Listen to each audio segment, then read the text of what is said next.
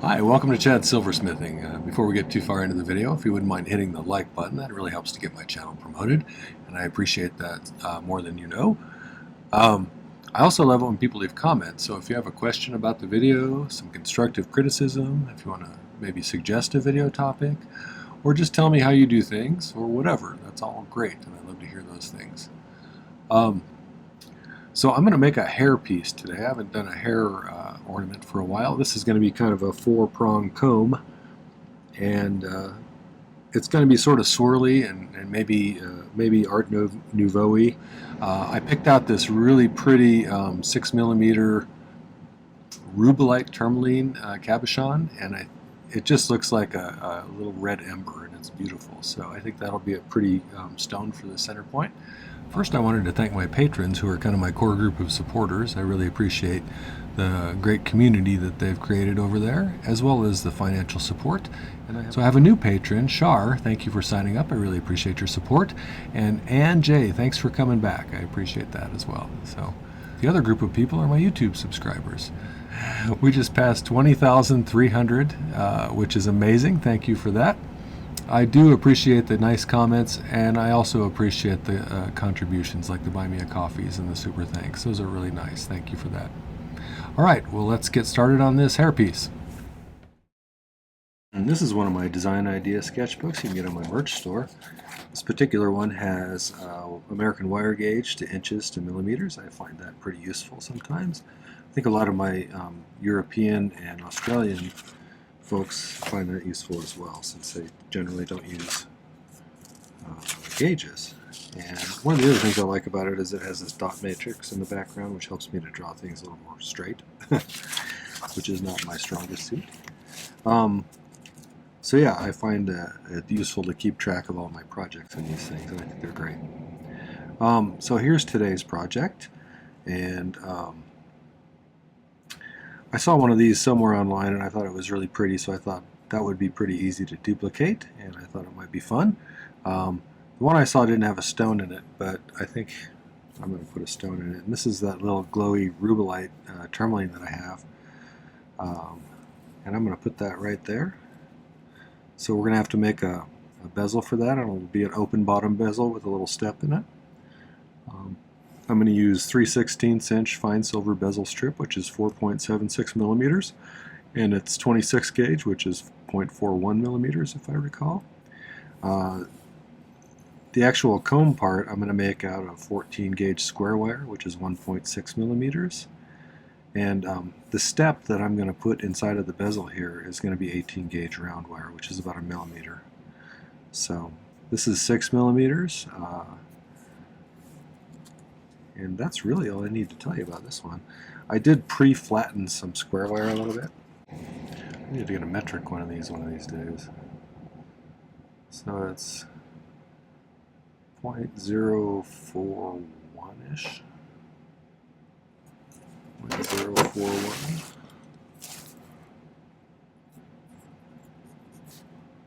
Inches. So if we convert that to millimeters, 4, 5, 2.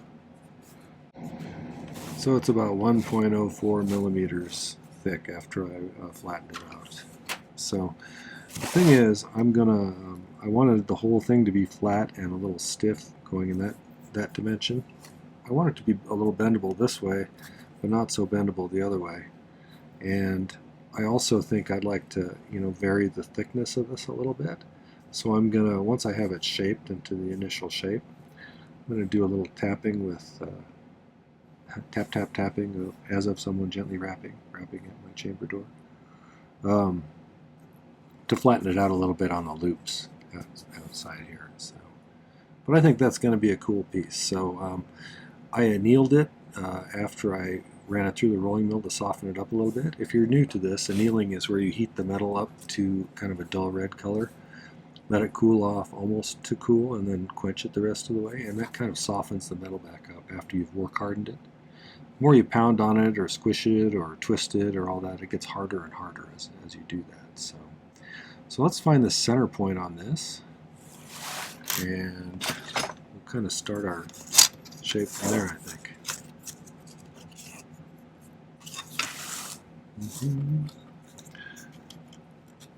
I took a piece of 18 gauge wire and I went from here like there, and it came out to about 185 millimeters if I did my calculations right.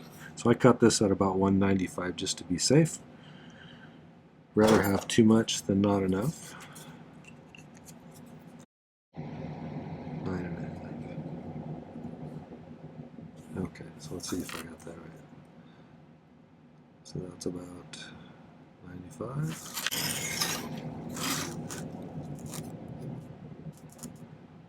About 95. That's pretty close. You know what? Let's make the bezel first. I got that marked and ready to go, but I'll come back to that in a minute. I'm going to use, like I said, 3/16, but I'm going to cut it a lot shorter after I put the little step in it. If I'm doing a cabochon with a step, I usually just put one ring in there. If I was doing a faceted stone, we'd probably put multiple ones stacked on top of each other to raise it so the pavilion doesn't stick out the back. We'll just make this into a circle though first. If you're new to my channel as well, I use hard silver sheet solder for soldering primarily. I do occasionally use a little paste solder now. I didn't used to. I've gotten a little spoiled.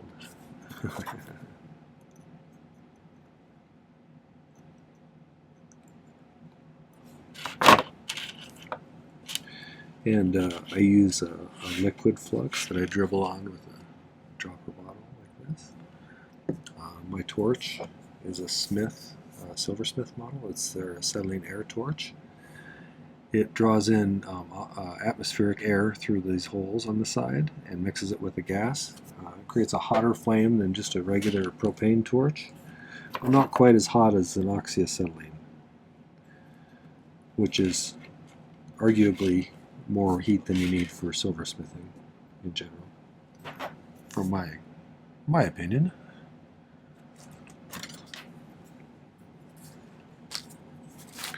Okay, I'm going to leave just a little extra. I've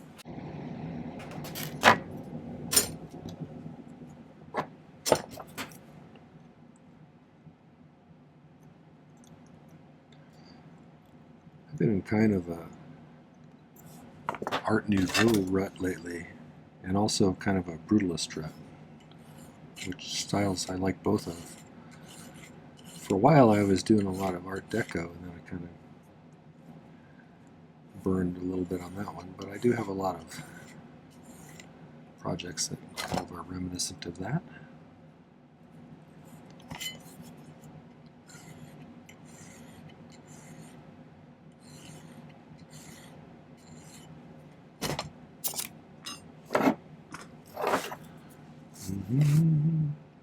Okay, so let's make this into, I usually make these into a square or a rectangle.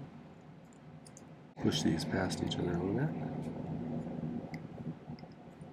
which will kind of work hardens the bottom a little bit, so that when they're a little more springy when you pop them into place and they're pushing together. These bezels, especially when you're new to this, a lot of times people get them lined up touching, but they're just barely touching. And if that's the case, the metal, when you heat it, is going to relax a little bit most of the time. And when that happens, it pulls apart, and then it's difficult to get a decent solder joint. So if they're pushing together a little bit, that makes it, even if it does relax a bit, which it generally does, it'll still be touching. So. Okay, it looks like I have some solder left over from the other day there, so let's flux this and put some solder on there. I'm curious if any of you other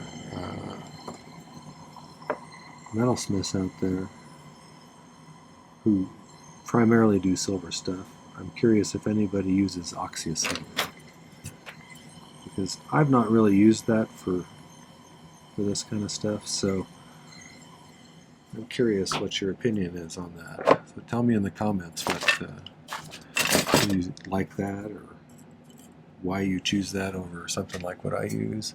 I'm always interested to hear other people's techniques and opinions about stuff like that. So I'm just going to reshape this.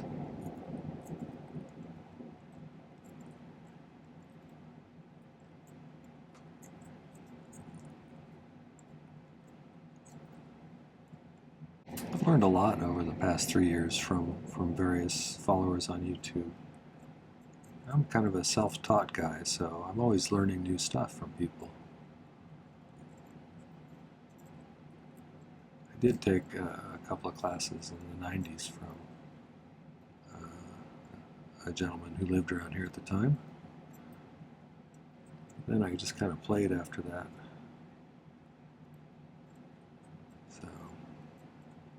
So it's fun to hear how other people do stuff.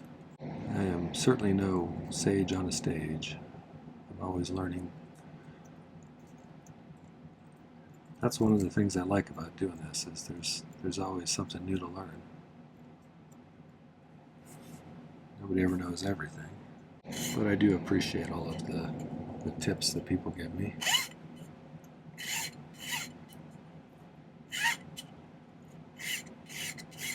We got the size okay on it. It's pretty good, actually. Okay, so let's make a little ring out of 18 gauge that fits right inside of there. I use 18 gauge round for a lot of stuff. It's a good kind of medium size wire that you can do some fine decoration with sometimes, but it's also relatively sturdy. Usually cut these just a little big and then snip out tiny pieces until it fits perfectly. That way you won't have a little gap between the two ends when you solder it in. So see, it's just a little bit too big for that, so I'm going to snip a little piece out. You don't want it so tight that it tries to ride up on one side, because then you'll have not a flat surface for the stone to sit on. Just take a little piece out, get it round again.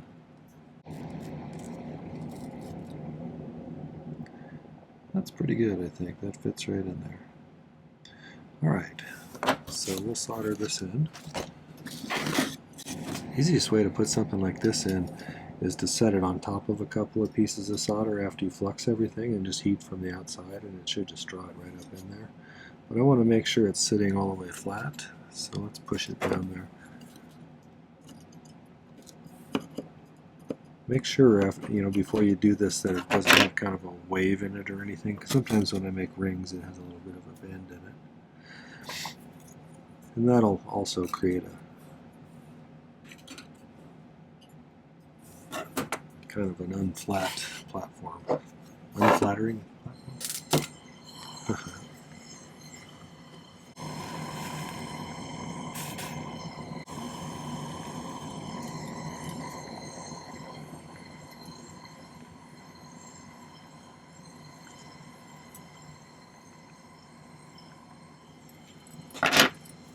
If you got a good solder seam, you should be able to file this flat and have it look pretty seamless.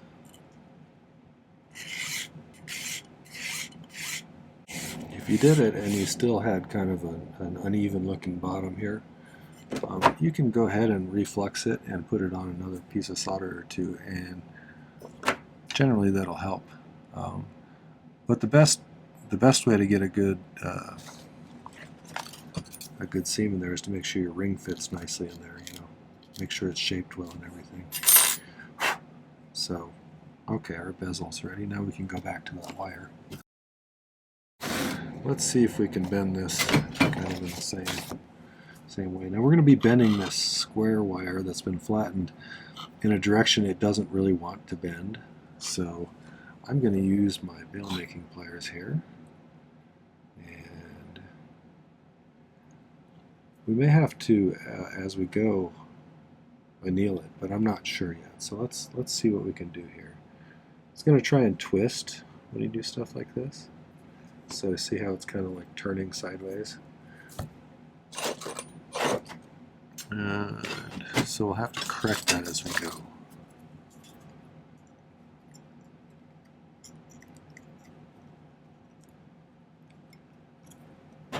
It's just trying to find an easier way to bend.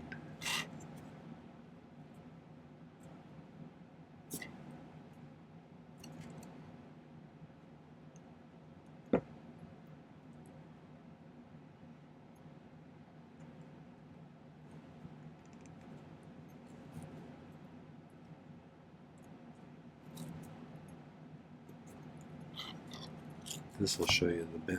See how it kind of curves like that when you do that. So let's flatten that back out.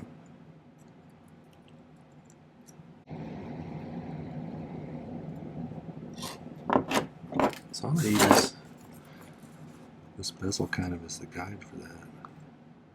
I can tighten it up a little bit, I think. It wouldn't be a bad idea, however, to solder this section right here once I get these pretty symmetrical. I think I might do that. So I'm going to do something called pick soldering, where I pick up a bit of solder on the end of the pick, and then after I've gotten the piece up to the correct temperature, I'll touch it right to the spot where I want it to solder. And if I've heated it right, it should just jump right in there. But it's a really useful technique that I've found over the years. Kind of took me from a beginner to a more advanced level. So it allows you to do a lot of things you couldn't do before you learned how to do it. So if you're interested, there's a video right there. I use it all the time.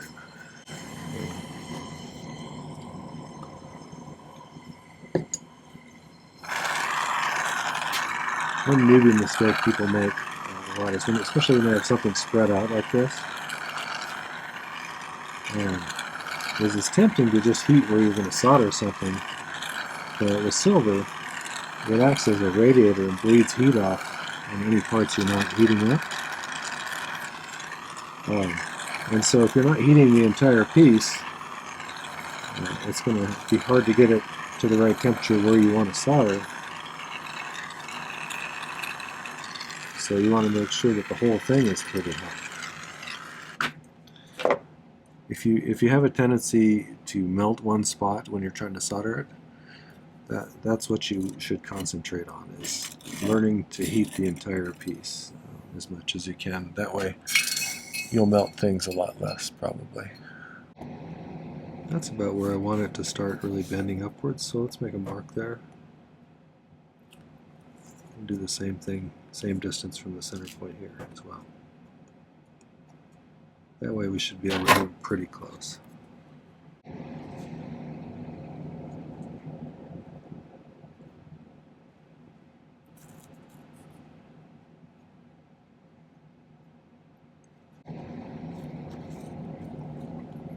It's not too shabby so far. A little bit easier to see. So I need this about there. There to really start curving in a bit.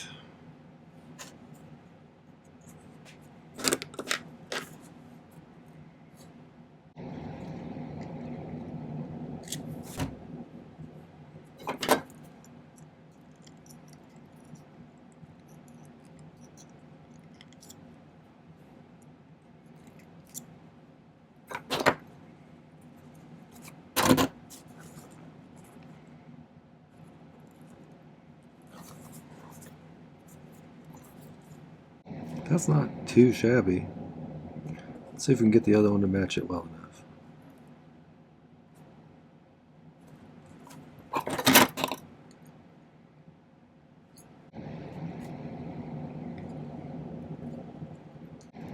That's pretty close. I've done worse than that one before on stuff like this.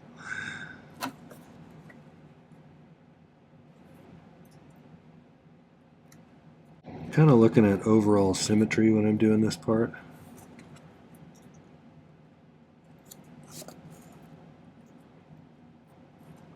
I was noticing these looked pretty close and height-wise and everything, but the distance between here and here was slightly different, so I was trying to get it, the same there as well. So I think that's pretty good. So I'm going to solder that together, and then we'll start working on these other pieces and put that bezel in. I even considered doing these wavy so they stay in hair better, but I'm not sure. Tell me if you think I should have done that, because the thought crossed my mind that it might be easier to keep in your hair if it was like that. I know I've seen others like that, and I've made a few that have wavy sorts of stuff like that.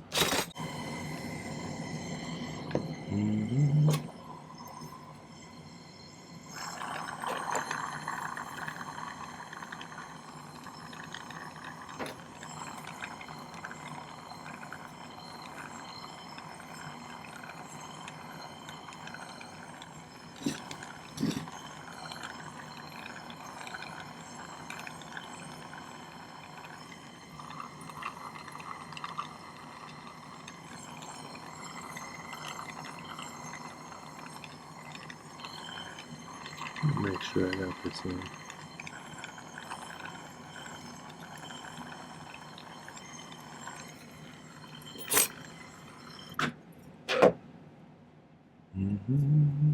Alright, so now we need to make two. I don't know how long those need to be. Let's see.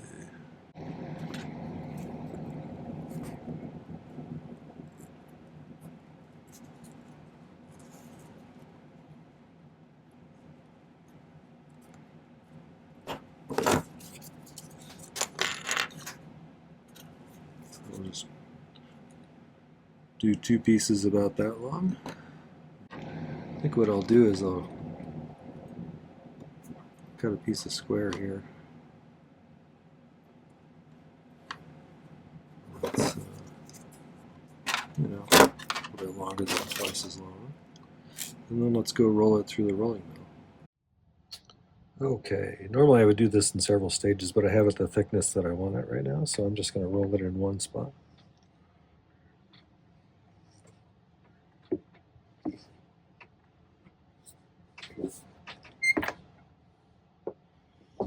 Okay, so now it should be about the same thickness as that other. I will take it over and we'll heat it up and throw it in the pickle for a little while. Okay, I kind of straightened it out and then I bent it into a circle so we could anneal it.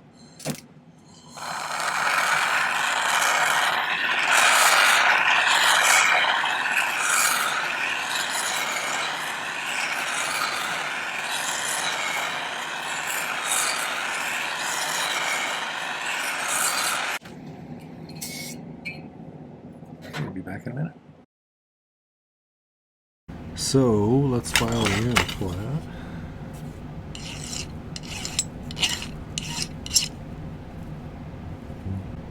So we're just going to kind of repeat the process we did before. I need kind of a relatively steep curve around there.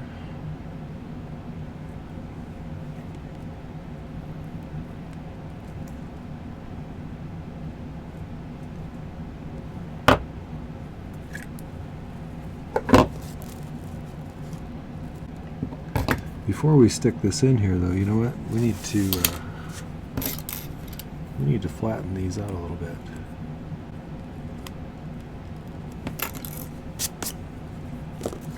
I was going to flare these outside edges here and there, and maybe widen this at the top a little bit too. So let's grab my bench block here.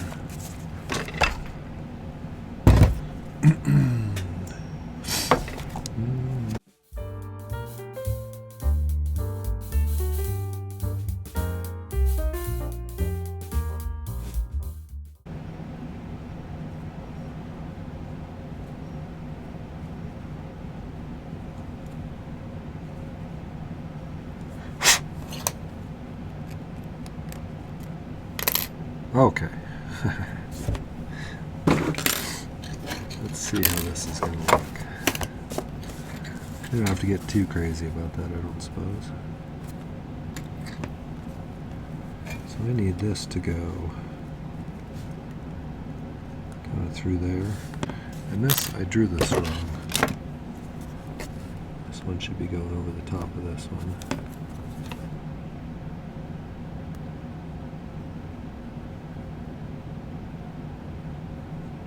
It's going to go behind this, over this, and under this. So it'll be coming in from behind like this.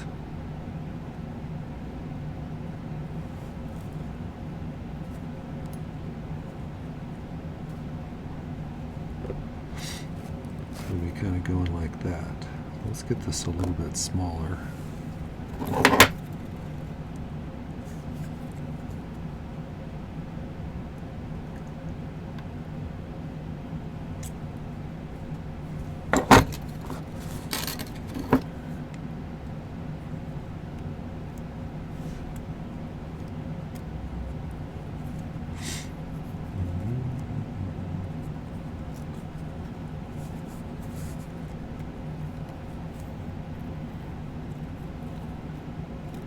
Do some bending here a little bit to get things to fit.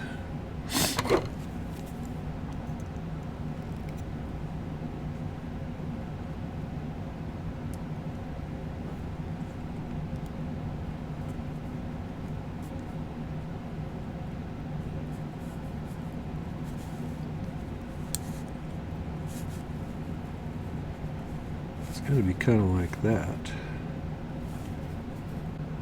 But we need to taper this down on this end, so we can start by doing that. That'll give us a little room to work with too.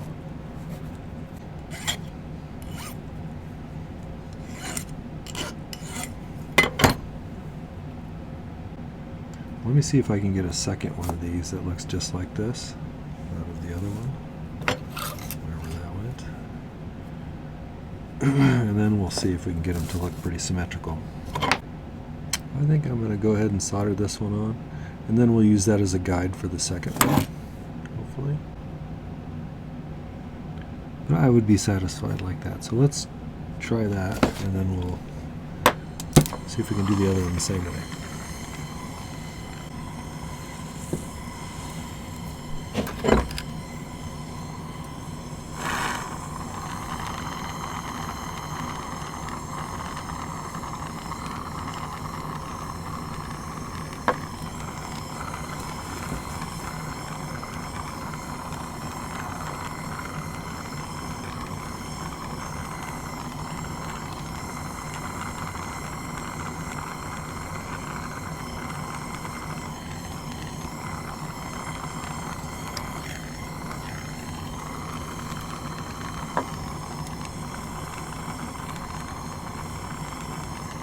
I don't think I got that one.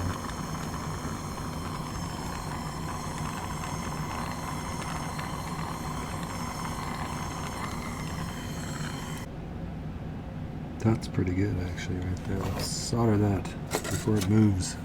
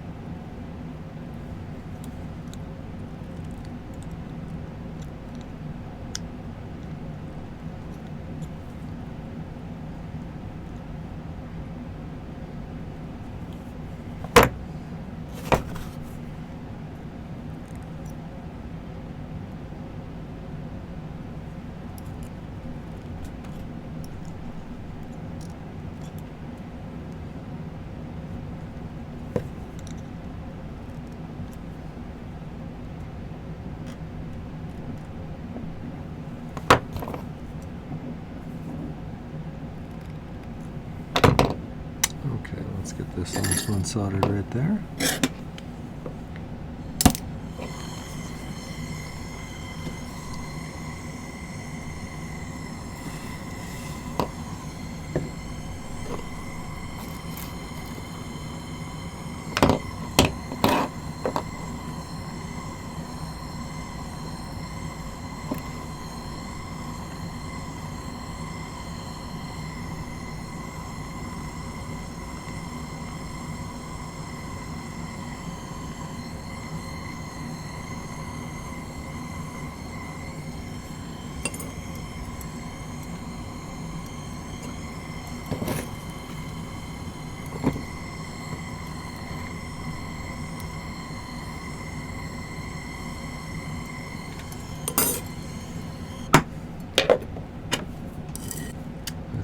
do a little gentle shaping with my plastic hammer. I think I have that right side. Yeah, that should be right side up. So I have it kind of mostly in the shape I want it to be, I think.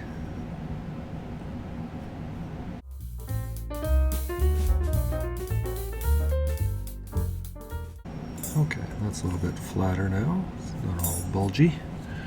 Nobody wants a bulgy hairpiece. So let's just put that in there. Make sure he's pretty centered. He looks pretty good, actually.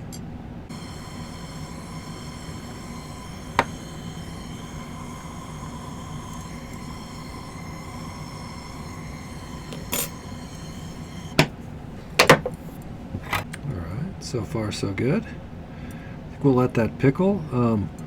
The thought occurred to me you could also twist these this way to get a kind of a spiral look to them if you wanted to, or maybe two of them, or all four of them. But whatever. Let's let it pickle for a while and then we'll make that decision.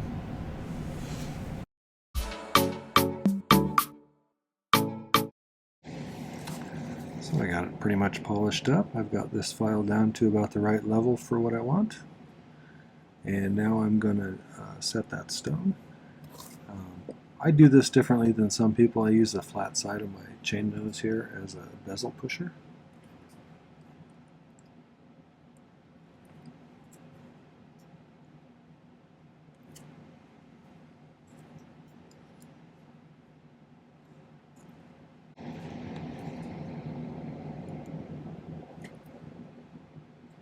Okay, once I feel like it's pushed down as far as I can go, I'm going to use this rounded smooth adder part as a burnishing tool.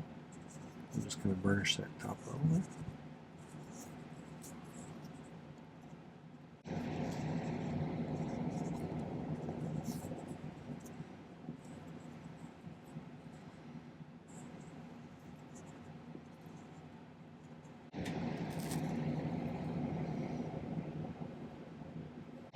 Okay, so that's kind of what I was thinking of.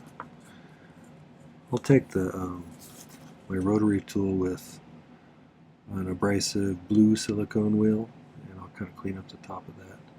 I may do a little more burnishing just to get that tighter, but I'm pleased with it. I think it's pretty. But I'll get that cleaned up and get some better pictures either way at the end. So, all right. Tell me also what you would do as far as the, should I twist these, do you think, or do you think maybe I should have made them wavy a little bit? But I'm curious to know what you would think about that, so let me know what you think in the comments. All right, well that was the swirly hair comb ornament. I hope you enjoyed that one. If you did, make sure to hit the like button before you go. And I'd also love it if you would take a moment and check out my main channel page. I have 460 plus videos. I've been doing them for about 3 years at 3 per week. I do one on Tuesday, one on Thursday, and one on Saturday generally. So there's a ton of content there, and there's almost certainly something else you'll find that's interesting. So check it out. I have great beginning content as well as some stuff that's more appropriate for someone more advanced. So the other thing is check out the video description down below. It has some important links. If you want to find out more about my Patreon, that's down there. There's multiple tiers of that. The first being one where you get all of my videos without any commercials in them. No YouTube advertising, so that's kind of nice. And then some different levels with other perks as they go up. So there's also a link to my merch store if you want to get yourself one of those nice design idea books. Those are great and a great way to keep track of what you've made in the past, and they help me to draw things nicely. So finally, there's a link to my ebook if you want to get my newest one. It's a guide to 2024's tutorials, of which there were 170 plus. I think it's a great way to have a whole bunch of extra information as well as a link right to the video. So it gives you a bunch of projects right at your fingertips, and it's a great way to support my channel. So get yourself one of those. There's even one for 2023 if you missed that one last year. So, all right, well, thanks for coming. Take care. Happy silversmithing.